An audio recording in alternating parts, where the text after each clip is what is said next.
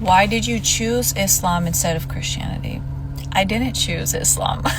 I started reading about it with my still Western Islamophobic bias very much intact. I am still bewildered and humbled by how all of this even came about. I was actually studying Christianity prior to opening up a book about Islam, because there's a lot within the prophetic tradition, the Abrahamic religions, that I agree with and I resonate with and I hold in high regard.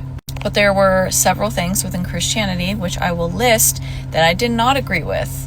And so I kind of labeled myself as this like heretical Christian. I don't believe in the original sin theory. I don't believe in the Trinity.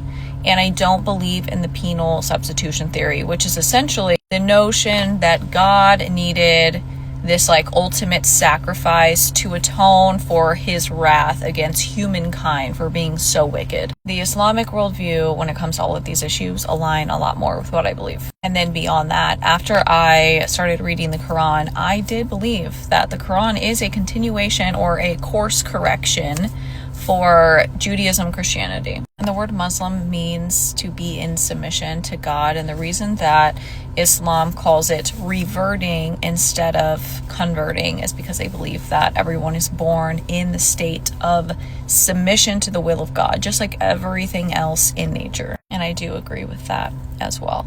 There are other things, but I'm trying to keep this relatively short. But it's just like such a misunderstood religion. So I know it's very confusing to a lot of people. Like, how could you possibly study Christianity and study Islam and like choose Islam? There's just too much that is undeniable. Like, that's the short answer. Like, there is too much that cannot be denied. And then after that, it's game over, because you can't unlearn what you learned or unexperience what you experienced, if that makes sense.